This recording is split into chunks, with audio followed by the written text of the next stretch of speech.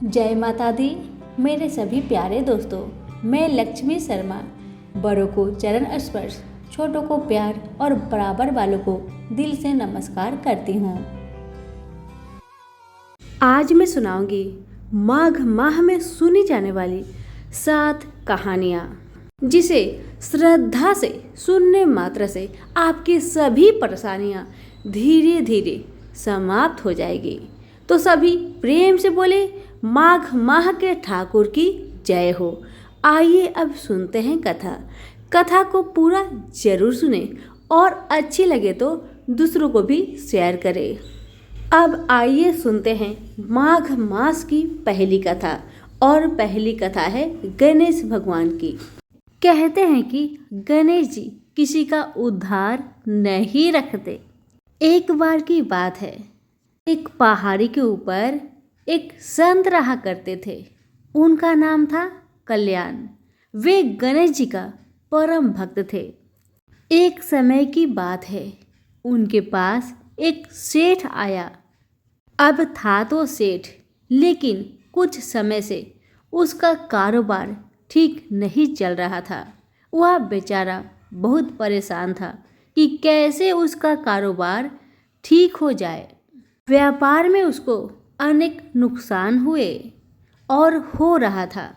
सेठ उस संत के पास गया और उनको अपनी सारी व्यथा बताई और कहा, हे महाराज, मेरे व्यापार में कुछ दिनों से काफ़ी नुकसान हो रहा है। आप कोई उपाय करिए या फिर कुछ उपाय मुझे बताएं ताकि मैं अपने व्यापार में हो रहे नुकसान को रोक सकूं। सेठ जी की बातें सुन संत जी कहने लगे, अगर मैं ऐसा कोई उपाय जानता तो आपको अवश्य बता देता, लेकिन मैं ऐसी कोई विद्या नहीं जानता जिससे मैं आपके व्यापार को ठीक कर सकूं। ये मेरे बस में नहीं है। हमारा तो एक ही सहारा है, गणेश जी महाराज। सेठ के साथ संत की इतनी ही बात हो पाई थी कि गणेश जी के मंदिर खुलने का समय हो गया। संत सेठ जी को गणेश जी के मंदिर ले गए और अपने हाथ को गणेश जी की ओर करते हुए सेठ जी को बोले, आपको जो कुछ भी मांगना है इनसे मांगे, ये सभी इच्छा को पूरी करते हैं, सबकी मनोकामनाओं को पूर्ण कर देते हैं। सेठ जी ने गणेश जी से प्रार्थना की और 2-4 दिन पहाड़ी के ऊपर ही गणेश जी के मंदिर में रुके और उसके बाद ही अपने घर को चले आए। कुछ समय बाद सेठ जी का सारा व्यापार धीरे धीरे ठीक हो गया। अब सेठ जी समय समय पर गणेश जी के दर्शन करने पहाड़ी के ऊपर आने लगे। लेकिन कुछ साल बाद जब सेठ जी थोड़ा बूढ़ा होने लगे, उनका तबीयत खराब होने लगा, तब उनके शरीर में इतनी शक्ति नहीं थी कि वह पहाड़ के ऊपर चढ़कर गणेश जी का दर्शन कर सके। एक समय की बात है, एक बार उनका एक जानकार पहाड़ी के ऊपर गणेश मंदिर जाने की बातें किसी से कर रहा था। ये बात सेठ को पता चली तो वह बहुत प्रसन्न हुआ। ये जानकर कि मैं तो अब नहीं जा सकता, लेकिन मेरा काम ये जानकर जरूर कर देगा। सेठ ने उस आदमी को कुछ पैसे दिए और कहा कि ये धन लो और तुम गणेश जी की सेवा में लगा देना। उनके लिए अच्छे अच्छे कपड़े खरीदकर कपड़े बनवा देना, उनको लड्डू का भोग लगा देना। वह आदमी उन पैसों को लेकर पहाड़ी के ऊपर गया गणेश जी के मंदिर में, और सेठ जी ने जैसे कहा था उसने वैसा ही किया। मगर सेठ जी ने जितना रुपया दिया था उससे थोड़ा सा अधिक खर्च हो गया। लेकिन उस भक्त ने भी सोचा, चलो कोई बात नहीं, खर्च थोड़ा ज़्यादा ही लग गई तो उससे कोई बात नहीं, थोड़ी सेवा गणेश जी की हमसे भी बन गई। अब वह आदमी पूजा पाठ करके अपने घर के लिए रवाना हो गया और उधर गणेश जी महाराज वह तो किसी का उधार नहीं रखते। अब इधर मंदिर बंद हुआ तो गणेश जी रात को सेठ जी के सपने में पहुंच गए और सेठ जी को सपने में ही गणेश जी ने कहा, सेठ, तुमने जो मेरे लिए सेवा भेजी थी वो मैंने स्वीकार कर ली है, लेकिन उस सेवा में कुछ रुपए ज़्यादा लगे हैं। तुम उस भक्त को 250 रुपया लौटा देना। जब वह आदमी अपने गांव पहुंचा तो सेठ जी के पास गया और कहने लगा, आपके कहे अनुसार मैंने गणेश जी के कपड़े सिलवा दिए और उन्हें लड्डू का भोग भी लगवा दिया। इतना कहकर वह आदमी अपने घर को जाने लगा। तभी सेठ जी उस आदमी को बुलाकर 250 रुपया उसके हाथ में थमा दिया। यह देखकर वह आदमी आश्चर्य में पड़ गया। अरे, इसे कैसे पता कि मैंने अपने जेब से 250 रुपये इसके पैसे में मिलाकर गणेश जी की पोशाक बनवाया था। सेठ जी उस आदमी की मन की बात समझ गए कि उस आदमी के मन में अभी क्या चल रहा है। तभी सेठ जी ने कहा, ये सब चमत्कार उस पहाड़ी वाले गणेश जी का है। उन्होंने ही मुझे सपने में आकर बताया है। इतना कहते ही उस आदमी ने कहा, आप धन्य हैं सेठ जी, आप धन्य हैं और धन्य है आपके गणेश महाराज। तो सभी प्रेम से बोलिए गणेश महाराज की जय हो। एक समय शिवजी महाराज पार्वती के साथ हरिद्वार में घूम रहे थे। पार्वती जी ने देखा कि सहस्त्रों मनुष्य गंगा में नहा नहाकर हर हर गंगे कहते चले जा रहे हैं, परंतु प्राय सभी दुखी और पाप परायण है। पार्वती जी ने बड़े ही आश्चर्य से शिव जी से पूछा कि हे देव, गंगा में इतनी बार स्नान करने पर भी इनके पाप और दुख का नाश क्यों नहीं हुआ? क्या गंगा में सामर्थ्य नहीं रही? शिव जी ने कहा, प्रिय, गंगा में तो वही सामर्थ्य है, परंतु इन लोगों ने पाप नाशनी गंगा में स्नान ही नहीं किया, तब इन्हें लाभ कैसे हो सकता है? भोलेनाथ की यह बात सुनकर पार्वती जी बड़ी आश्चर्य में पड़ गई। उन्होंने कहा, हे प्रभु, मेरी आंखों के सामने अभी सभी लोग स्नान कर ही रहे हैं। आपने कैसे कह दिया कि यह लोग गंगा जी में स्नान नहीं कर रहे हैं? अभी आप भी देखें, सभी तो नहा नहा कर आ रहे हैं। अभी तक इनके शरीर सूखा भी नहीं, इनके शरीर से पानी की बूंदें गिरते जा रही है। पार्वती जी की बातें सुन भगवान शिव मुस्कुराने लगे और कहने लगे, देवी, ये तो केवल जल में डुबकी लगाकर आ रहे हैं। तुम्हें कल मैं इसका रहस्य समझाऊंगा। दूसरे दिन बड़ी जोर से बारिश हुई। गलियां कीचड़ से भर गई। एक चौड़े रास्ते में एक गहरा गड्ढा था। चारों ओर कीचड़ ही कीचड़ भरा था। शिव जी ने अपने लीला से एक वृद्ध रूप धारण कर लिया और दीन विवश की तरह गड्ढे में जाकर ऐसे पड़ गए जैसे कोई मनुष्य गलती से गड्ढे में गिर पड़ा हो और बाहर निकलने के लिए बहुत प्रयास कर रहा हो, मगर वह निकल नहीं पा रहा। भोलेनाथ ने माता पार्वती को यह समझाकर गड्ढे के पास बैठा दिया कि देखो, तुम लोगों को सुना सुना कर यूं पुकारती रहो कि मेरे वृद्ध पति गलती से गड्ढे में गिर पड़े हैं। कोई पुण्य आत्मा इन्हें निकालकर इनके प्राण को बचाए और मुझ असहाय की सहायता करे। शिव जी ने यह बातें पार्वती जी को समझा दिया और एक बात यह भी कह दिया कि जब कोई गड्ढे में से मुझे निकालने को तैयार हो तब इतना और कह देना कि भाई, मेरे पति सर्वथा निष्पाप है, इन्हें वही छुए जो स्वयं निष्पाप हो। यदि आप निष्पाप है तो इन्हें हाथ लगाए, नहीं तो आपके हाथ जलकर भस्म हो जाएगी। इतना कहकर भगवान की लीला शुरू हुई। अब माता पार्वती गड्ढे के किनारे बैठ गई और आने जाने वालों को जोर जोर से सुना सुना कर कहने लगी जैसे भगवान शिव ने सिखाई थी। गंगा में स्नान करके बहुत सारे लोग दल बनाकर आ रहे थे। सुंदर युवती को यूं बैठे देखकर कईयों के मन में तो पाप आया, कई लोग लज्जा से डरे तो कईयों को कुछ धर्म का भय हुआ और कई लोग तो कानून से डरे।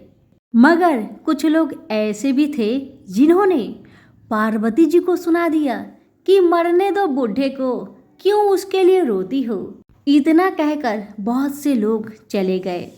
आगे और कुछ दयालु सच्चे चरित्र पुरुष थे। उन्होंने करुणावश उस स्त्री के पति को निकालना चाहा, परंतु पार्वती जी के वचन सुनकर भी रुक गए। उन्होंने सोचा कि हम गंगा में नहाकर आए तो हैं, तो क्या हुआ, पापी तो है ही, कहीं इस पुरुष को निकालने के चक्कर में हम भस्म ना हो जाए। बहुत से श्रद्धालु आए, बहुत से श्रद्धालु गए। जब भी कोई श्रद्धालु उस बूढ़े को निकालने की कोशिश करने चाहता, तभी भेष रूपी पार्वती जी के वचन को सुनकर डर के मारे भाग जाता। किसी का साहस नहीं हुआ। सैकड़ों आए, सैकड़ों ने पूछा और चले गए। संध्या हो चली। शिव जी ने कहा, पार्वती जी देखा आपने, आया कोई गंगा नहाने वाला। तभी थोड़ी देर बाद ही एक जवान हाथ में लोटा लिए हर हर गंगे करता हुआ निकला। पार्वती ने उसे भी वही बात कही। युवक का हृदय करुणा से भर आया। उसने शिव जी को निकालने की तैयारी की। पार्वती जी ने रो रो कर उसे भी कहा, भाई यदि तुम सर्वथा निष्पाप हो तभी मेरे पति को छूना, वरना जलकर भस्म हो जाओगे। उस युवक ने माता पार्वती की बात को ध्यान से सुना, मगर बिना किसी संकोच के दृढ़ निश्चय के साथ पार्वती से कहा कि माता, मेरे निष्पाप होने में तुझे संदेह क्यों होता है? तुम देखती नहीं मैं अभी गंगा नहाकर आया हूँ। भला कभी ऐसा हो सकता है गंगा में गोता लगाने के बाद भी क्या कभी पाप रहते हैं? तेरे पति को मैं अभी निकालता हूँ। युवक ने लपक कर बूढ़े को ऊपर उठा लिया। शिव पार्वती ने उसे अधिकारी समझकर अपना असली स्वरूप प्रकट कर उसे दर्शन देकर कृतार्थ किया। शिव जी ने पार्वती जी से कहा, इतने लोगों में से इस एक ने ही गंगा स्नान किया है। इसी दृष्टांत के अनुसार जो लोग बिना श्रद्धा और विश्वास के केवल दम्भ के लिए गंगा स्नान करते हैं, उन्हें वास्तविक फल नहीं मिलता। परंतु इसका यह मतलब नहीं कि गंगा स्नान व्यर्थ जाता है। विश्वास के साथ किए गए गंगा स्नान का मिलता है वास्तविक फल। तो सभी प्रेम से बोलिए, उमापति शंकर की जय हो।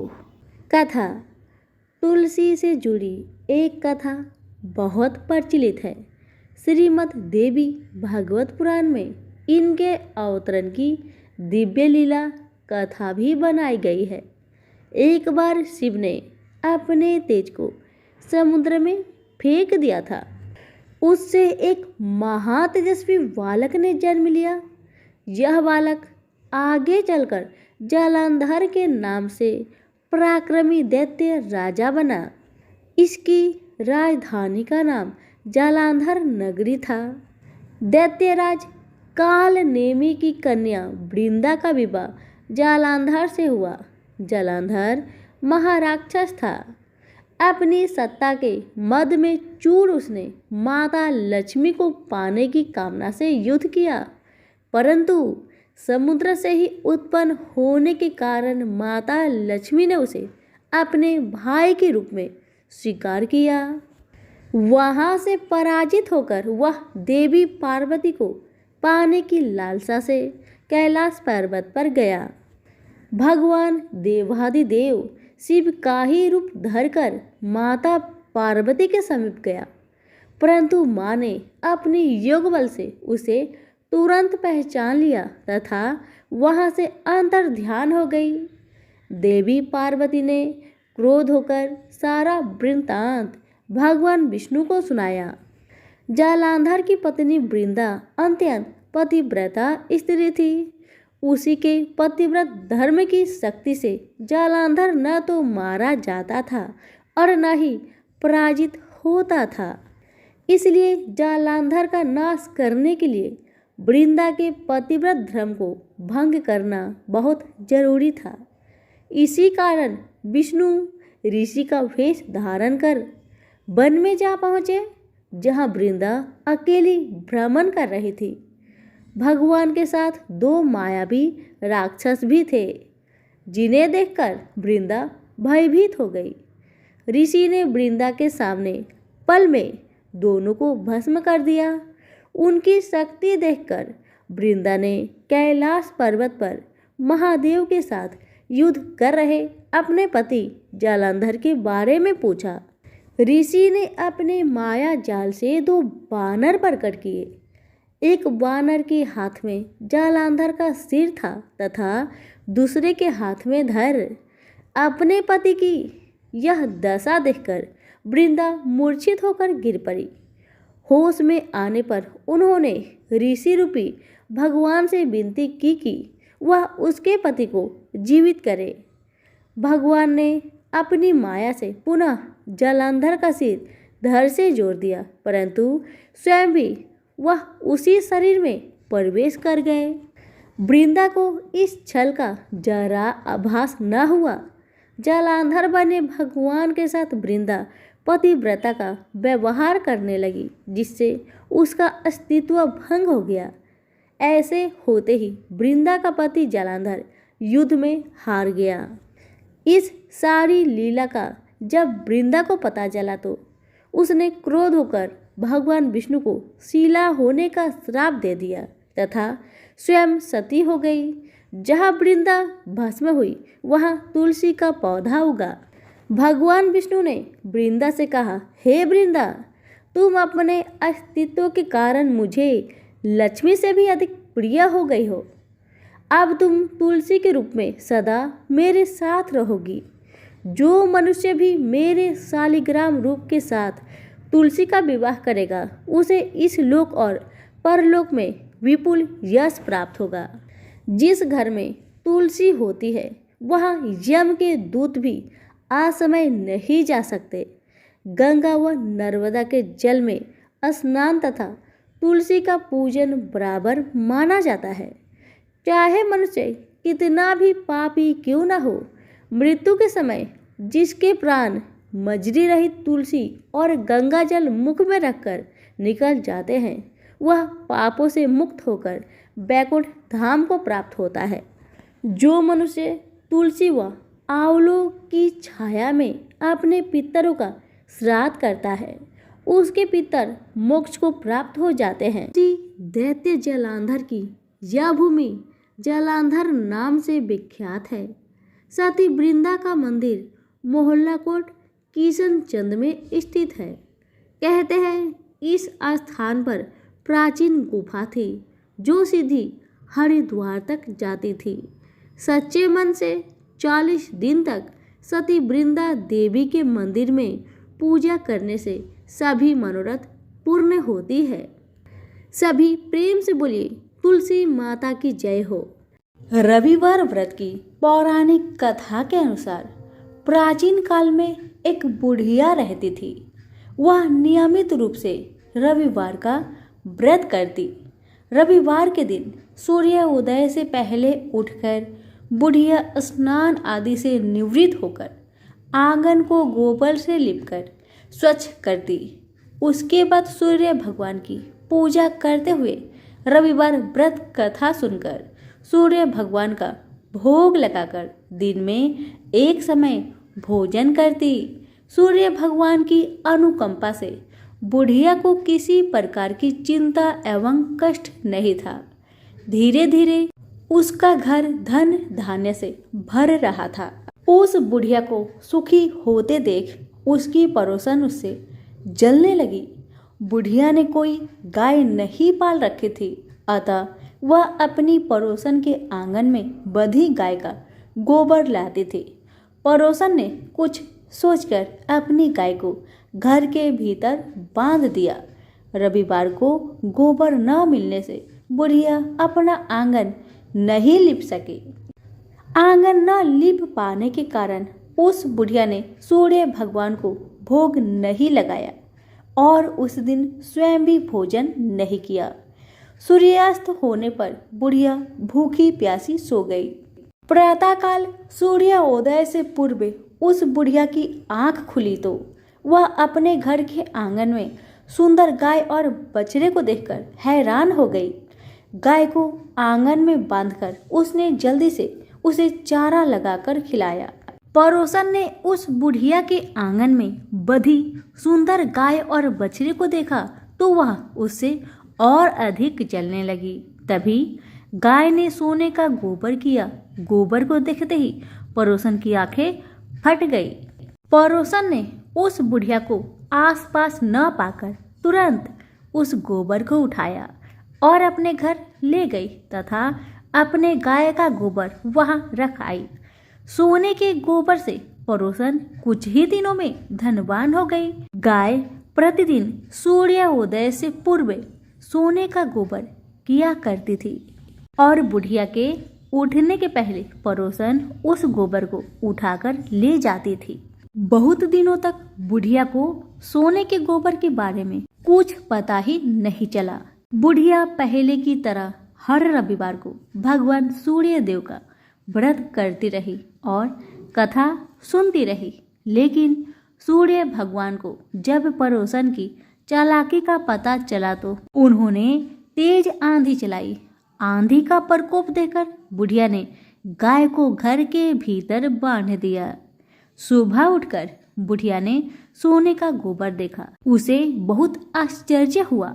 उस दिन के बाद बुढ़िया गाय को घर के भीतर बांधने लगी। सोने के गोबर से बुढ़िया कुछ ही दिन में बहुत धनी हो गई।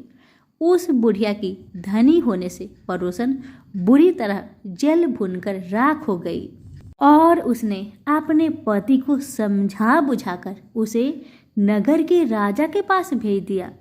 सुंदर गाय को देखकर राजा बहुत खुश हुआ। सुबह जब राजा ने सोने का गोबर देखा तो उसके आश्चर्य का ठिकाना न रहा। उधर सूर्य भगवान को भूखी प्यासी बुढ़िया को इस तरह प्रार्थना करते देख उस पर बहुत करुणा आई। उसी रात सूर्य भगवान ने राजा को सपने में कहा, राजन, बुढ़िया की गाय व बछड़ा तुरंत लौटा दो, नहीं तो तुम पर विपत्तियों का पहाड़ टूट पड़ेगा, तुम्हारा महल नष्ट हो जाएगा। सूर्य भगवान के सपने से बुरी तरह भयभीत राजा ने प्रातः उठते ही गाय और बछड़ा बुढ़िया को लौटा दिया। राजा ने बहुत सा धन देकर बुढ़िया से अपनी गलती के लिए क्षमा मांगी। राजा ने पड़ोसन और उसके पति को उनकी इस दुष्टता के लिए दंड दिया। फिर राजा ने पूरे राज्य में घोषणा करवाई कि सभी स्त्री पुरुष रविवार का व्रत किया करें। रविवार का व्रत करने से सभी लोगों के घर धन्य धान्य से भर गया। राजतय में चारों ओर खुशहाली छा गई। स्त्री पुरुष सुखी जीवन यापन करने लगे तथा सभी लोगों के सारे कष्ट भी दूर हो गए। तो सभी प्रेम से बोलिए सूरज भगवान की जय हो। धर्मराज जी की परम भक्त पोपा बाई की कहानी। इसी गांव में एक पोपा बाई रहती थी। वह बहुत ज्यादा नियम व्रत करती थी। एक दिन उसने भाई व भाभी से कहा कि मैं शादी नहीं करूंगी, इसलिए मेरी झोपड़ी गांव के बाहर बना दो और गांव के सभी लोगों से कह दो कि वह अपनी गाय व बछड़ों को मेरे यहाँ ही घास फूस चरने को भेज दे। जो बचा खुचा खाना है वो मुझे खाने को दे दे। एक दिन नगर का राजा शिकार खेलने जंगल में आया और गांव के बाहर जंगल के पास बनी झोपड़ी देखकर रुक गया। झोपड़ी के पास जाकर उसने आवाज लगाई कि कौन है, लेकिन भीतर से आवाज न आने पर वह लगातार दरवाजा खटखटाता रहा। तब पोपा बाई उठी और कहने लगी कि कौन हो तुम जो बार बार दरवाजा बजा रहे हो? क्यों आवाज लगा रहे हो? राजा ने कहा कि मैं यहाँ का राजा हूँ और तुम्हारे साथ विवाह करूँगा। पोपाबाई ने कहा कि जहाँ से आए हो वहीं चले जाओ, मैं किसी पराये आदमी का मुंह नहीं देखती हूँ। राजा ने पोपाबाई की एक नहीं सुनी और उसे जबरदस्ती उठाकर ले गया। तब पोपाबाई ने राजा को श्राप दिया कि उसका सारा राजपाट नष्ट हो जाएगा। महल में आने पर राजा की रानियों ने सारी बात सुनकर राजा से अनुरोध किया कि इसे वहीं वापस छोड़ आओ। राजा जब पोपाबाई को वापस झोपड़ी में छोड़ने जाने लगा तो रास्ते में पाप की नदी आई जिसमें वह डूब गया। पोपाबाई धर्मराज जी के यहाँ पहुंची और धर्मराज जी ने उन्हें स्वर्ग का राज दे दिया। एक बार एक सेठ व सेठानी मृत्यु लोक से स्वर्ग लोक आए तो उसके द्वार बंद देखकर वह धर्मराज जी से द्वार खोलने का आग्रह करते हैं। धर्मराज जी कहते हैं इस द्वार पर पोपाबाई का राज है। इस पर सेठ सेठानी कहते हैं कि हम पोपाबाई को नहीं जानते।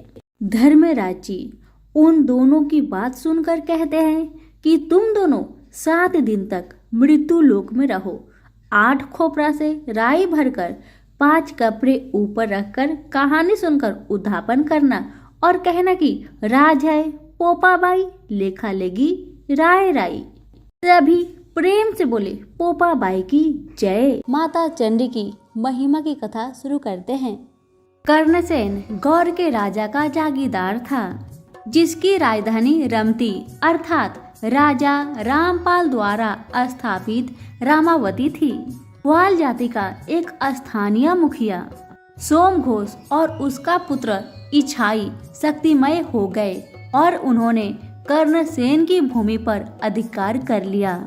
राजा की सहायता से कर्णसेन और उसके 6 पुत्रों ने खोई हुई भूमि लौटा लेने का कठिन प्रयास किया, किंतु अपने बस की आराध्य देवी श्याम रूपा अर्थात चंडी माँ के अनुग्रह के कारण इच्छाई उनकी तुलना में कहीं अधिक प्रबल सिद्ध हुआ। कर्णसेन के 6 पुत्र और पत्नी मारे गए और वह बुरी तरह ध्वस्त हो गया। राजा ने उसे अपनी शरण में ले लिया और अपनी छोटी साली के साथ उसका विवाह करा दिया। राजा के साले माहुदा ने वो उसका मुख्यमंत्री भी था। उसने अपनी बहन का विवाह में समर्थन नहीं किया।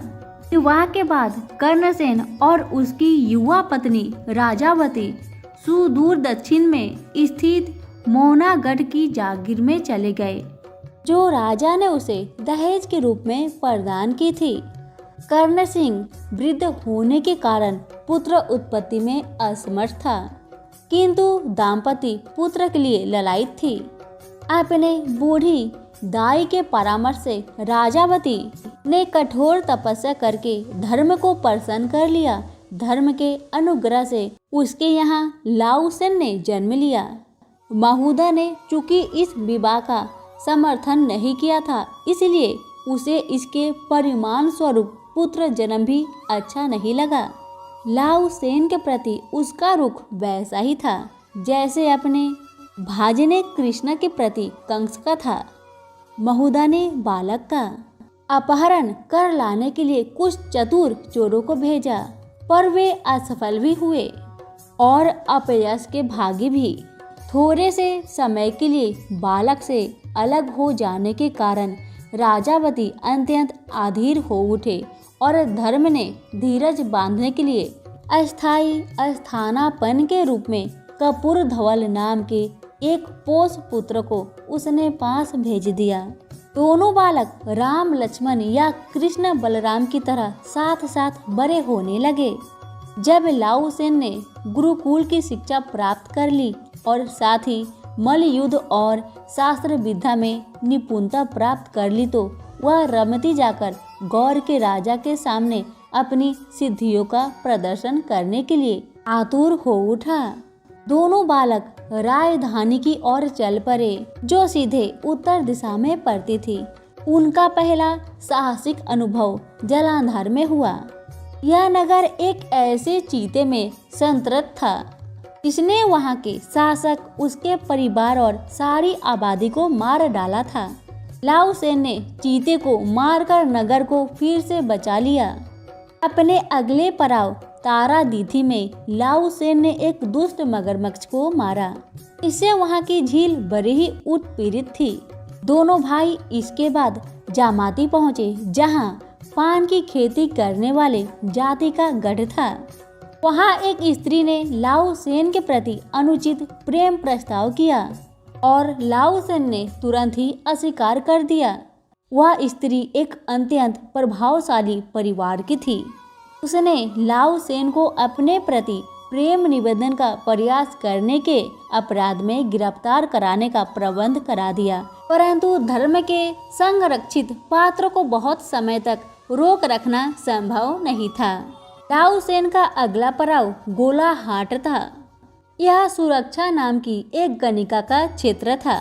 जो भी युवक उस नगर में प्रवेश करता था उसे इस महिला के साथ पहेली बुझाने की प्रतियोगिता का सामना करना ही पड़ता था, और यदि वह युवक जीत जाता था तो उसे प्रेम का दर्जा देकर स्वीकार कर लिया जाता था, और यदि पराजित होता था तो उसे दास बनाकर रोक लिया जाता था। लाओ सेन ने अंतिम पहेली को छोड़कर बाकी सबके सही उत्तर दिए। अंतिम पहेली इस प्रकार थी, ध्यान से सुनिएगा इस पहेली को। काम रूप की कामचंडी कमता आती है, बताओ तो देखे नारी की धातु कहाँ बसती है। यही पहेली लाओ सेन के लिए ही नहीं, धर्म एवं अन्य देवताओं के लिए भी बहुत कठिन थी। इस पहेली का सही उत्तर केवल चंडी को ही ज्ञात था। माता चंडी ने लाओ सेन की सहायता की और सही उत्तर इस प्रकार प्रस्तुत किया। वह ना पशु है और ना पंछी, बल्कि अंडे में निहित भ्रूण है। वह निमिष मात्र में मार डालती है, यद्यपि उसके हाथ है और पैर नहीं, और वह सब कुछ देख सकती है पर स्वयं अगोचर है। वह यत्न से रक्षणीय परम रत्न है। वह ऊर्ध्व भाग में सिंदूर का राग है और अधोभाग काजल है। वह सदा ही चंचल है, आश्रु कण की तरह उलेकती है। काम रूपी की काम चंडी कामता आती है। आठों अंगों को छोड़कर नारी की धातु उसकी वायु आंखों में बसती है। सुरीक्षा ने पराजय स्वीकार कर ली।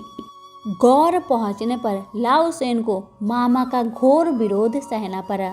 इसके बावजूद भी वह राजा से सम्मानित होकर प्रसन्न मन से घर लौट आया।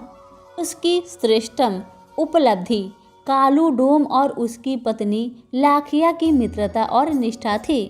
वे लोग उसके साथ मौनागढ़ आकर वहीं बस गए, परंतु लाओ सेन बहुत समय तक शांति से नहीं रहा था। बहुधा निरंतर अपने भांजे का दमन करने की चतुर युक्तियां खोज रहा था। मंत्री के परामर्श पर राजा ने लाओ सेन को अभियान पर कामरूप भेजा। लाओ सेन ने कामरूप के राजा को पराजित करके उसकी कन्या कलिंगा से विवाह कर लिया। घर लौटते समय उसने 2 राजकन्याओं अमला और बिमला से भी विवाह कर लिया। कुछ समय बाद लाओ सेन को आदेश दिया गया कि वह राजा हरिपाल के दरबार में उपस्थित होकर उनकी सुसंस्कृत कन्या कानरा से गौर के राजा के विवाह का प्रस्ताव करे। राजकुमारी माता चंडी की संरक्षिता थी। किसी अनुपयुक्त वर से अपनी भक्त का बचाव करने के लिए देवी ने एक लोह निर्मित गेंडा प्रदान करके यह शर्त लगा दी थी कि कानरा उसी पुरुष से विवाह करेगी जो एक बार उसका सिर धड़ से अलग कर देगा। कानरा की धाय और सेविका घुमसी पर भी देवी का अनुग्रह था। लाओ सेन को उसके उपरांत अपने पिता के पुराने शत्रुओं सोमघोष और उसकी पुत्र इच्छाई का दमन करने का कार्य सौंपा गया, और इच्छाई चंडी का विशेष कृपा पात्र था।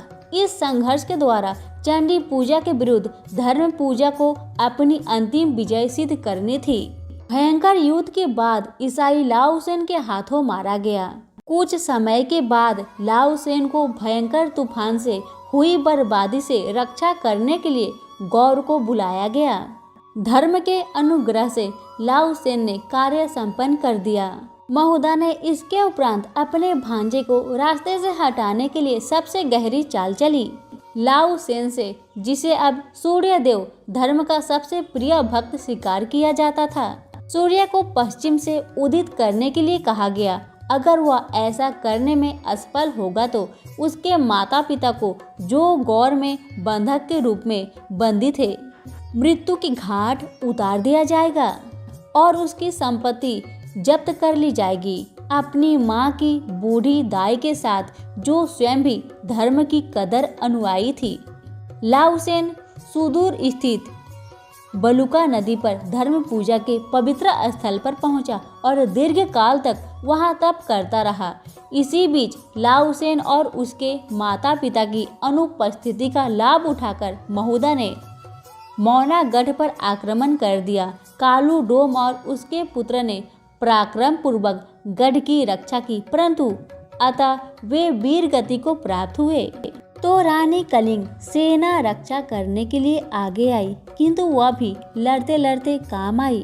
तदुपरांत कानरा और उसकी बूढ़ी दाई धुमसी ने शास्त्र संभाले और उसकी प्रचंडता के सामने महुदा और उसकी सेना भाग खड़ी हुई। दीर्घ और कठिन तपस्या के बावजूद धर्म ने लाओ सेन की पश्चिम में सूर्योदय की प्रार्थना पर ध्यान नहीं दिया। अंत में वृद्धा दाई सामूला ने उससे कहा कि अंतिम आहुति के रूप में वह अपना सिर छेद करके बलि की अग्नि में समर्पित कर दे। लाओ सेन ने संकोच नहीं किया और उसने इस बलिदान की साक्षी सभी जीवों को व्यतीत करते हुए अपना सिर काट दिया। इस चरम बलिदान से धर्म अविचलित नहीं रह सका। उसने पश्चिम में सूर्योदय का विधान कर दिया। इस चमत्कार के केवल 2 साक्षी थे, वृद्धा दाई सामूला और ढोलकिया हरिहर। लाओ सेन रमती लौट आए, लेकिन महुदा ने उसका विश्वास करने से इनकार कर दिया। सामूला को सब क्षय होने के कारण अविश्वसनीय गवाह मानकर हाजी बर्खास्त कर दिया गया। उसने हरिहर के फुसलाने का प्रयास किया, परंतु वह व्यर्थ गया। हरिहर ने पश्चिम में सूर्योदय की साक्षी दी। लाओ सेन इस प्रकार सच्चा सिद्ध हुआ, लेकिन हरिहर को सच बोलने का मूल्य अपने जीवन से चुकाना पड़ा। अपने माता पिता के साथ लाओ सेन मौना गढ़ लौटा। लौटने पर उसने पाया कि उसकी अधिकांश प्रजा मारी जा चुकी है, परंतु धर्म की कृपा से उन सबको पूर्ण जीवन मिल गया। अपने सांसारिक जीवन का शेष समय लाओ सेन ने शांति पूर्वक बिताया। धर्मराज भगवान की जय हो। कहानी। प्राचीन काल में बब्रुवाहन नामक एक राजा था। वह बड़ा धर्मात्मा और दयालु था। उसके राज्य में हरिदास नाम का एक ब्राह्मण था। हरिदास बड़ा तपस्वी था। उसकी पत्नी का नाम गुणवती था। वह बहुत ही सुशील और धर्मवती थी। गुणवती पतिव्रता और भगवान की बड़ी भक्त थी। गुणवती ने अपने जीवन में सभी देवी देवताओं की उपासना की। एकादशी, महाशिवरात्रि तथा जन्माष्टमी आदि सभी व्रत विधि विधान से करती थी। वह यथाशक्ति दान पुण्य भी करती थी। अतिथि सेवा से भी कभी विमुख नहीं रही। इस प्रकार जीवन भर वह धर्म परायण रही। वृद्धावस्था में जब उसका देहांत हुआ तो धर्मराज जी के दूत उसे आदरपूर्वक धर्मराजपुर ले गए। धर्मराजपुर में सुंदर सिंहासन पर धर्मराज जी भगवान विराजमान थे। उनके पास ही चित्रगुप्त जी का स्थान था। चित्रगुप्त जी मृत प्राणियों के पाप पुण्य का लेखा धर्मराज जी को सुना रहे थे। गुणवती भयभीत हुई। वहां नीचे मुंह करके खड़ी हो गई। चित्रगुप्त जी ने उसके पाप पुण्य का ब्यौरा धर्मराज जी को दिया, जिसे सुनकर धर्मराज जी को प्रसन्नता हुई, किंतु कुछ उदासी उनके मुख मंडल पर छा गई। यह देखकर गुणवती ने पूछा, मैंने अपने जीवन में कोई दुष्कर्म नहीं किया, फिर भी आपके मुख पर उदासी क्यों है? कृपा करके बताए धर्मराज जी। धर्मराज जी ने कहा, हे देवी, तुमने सभी देवी देवताओं को व्रत आदि से संतुष्ट किया है, लेकिन मेरे नाम से तुमने कुछ भी पूजा पाठ या दान पुण्य आदि नहीं किया।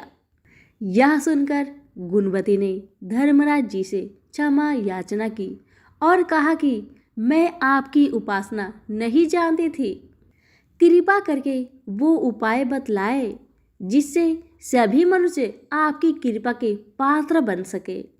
यदि मैं आपके मुख से आपके भक्ति मार्ग को सुनकर मृत्यु लोक वापस जा सकूं तो आपको संतुष्ट करने का प्रयास अवश्य करूंगी। धर्मराज जी ने बताया, मकर संक्रांति के दिन जब सूर्य भगवान उत्तरायण में प्रवेश करते हैं, उस दिन से मेरी पूजा शुरू करनी चाहिए। पूरे 1 साल तक मेरी पूजा करें और मेरी कथा सुने। एक दिन भी पूजा या कथा छूटनी नहीं चाहिए। साथ ही धर्म के इस 10 नियमों का पालन करें। पहला, धृति अर्थात धीरज रखना तथा संतुष्ट रहना। दूसरा, क्षमा करना और मन को बस में रखना। तीसरा, चोरी ना करना। चौथा, मन से पर पुरुष या पर स्त्री से बचना अर्थात मानसिक और शारीरिक शुद्धि। पांचवा, इंद्रियों को बस में रखना। छठा, बुद्धि की पवित्रता यानी बुरे विचार न करना। सातवां, पूजा पाठ तथा दान पुण्य करना। आठवां, व्रत करना और व्रत की कहानी सुनना। नौवां, सच बोलना और सच्चा व्यवहार करना। 10वां, क्रोध न करना। धर्म के इस 10 लक्षण का पालन करें। मेरी कथा नियम से सुनता रहे, दान पुण्य और परोपकार करता रहे। वर्ष भर बाद मकर संक्रांति आए तब इस व्रत का उद्यापन करें। अपने सामर्थ्य के अनुसार मेरी मूर्ति बनवाकर विधि विधान से प्राण प्रतिष्ठा करवा करके पूजा और हवन करें। साथ ही चित्रगुप्त जी की पूजा भी करें। काले तिल के लड्डू का भोग लगाए, ब्राह्मण भोजन कराए, बांस की टोकरी में 5 सेर अनाज दान करे। इसके अलावा गदा, तकिया, कंबल, चप्पल, लोटा तथा वस्त्र आदि देने चाहिए। हो सके तो गाय का भी दान करे। धर्मराज जी की बातें सुनकर गुणवती ने विनती की, हे प्रभु, मुझे फिर से मृत्यु लोक में जाने दे, जिससे मैं आपके व्रत को करूं और इस व्रत का प्रचार भी लोगों में कर सकूं। धर्मराज जी ने इसके लिए अपनी सहमति दे दी। गुणवती वापस जीवित हो गई। उसके शरीर में जान आ गई। वह उठकर खड़ी हो गई। उसके सभी परिवारजन बड़े प्रसन्न हुए। गुणवती ने धर्मराज जी वाली सभी बातें अपने पति को बताई। उसने कहा, हम धर्मराज जी का व्रत अवश्य करेंगे तथा धर्म का पालन भी करेंगे। मकर संक्रांति आने पर गुणवती और उसके पति ने धर्मराज जी की निमित्त व्रत शुरू किया। 1 वर्ष के बाद विधि विधान से इस व्रत का उद्यापन किया। इस व्रत के प्रभाव से उन्हें धर्मराज जी की कृपा प्राप्त हुई और उन्हें मोक्ष तथा स्वर्ग की प्राप्ति हुई। तो सभी प्रेम से बोलिए, धर्मराज जी की जय हो, चित्रगुप्त जी की जय हो। हमारी आज की कथाएं यहीं पर समाप्त हुई। तो सभी प्रेम से बोलिए माघ मास की देवी देवता की जय हो। धन्यवाद।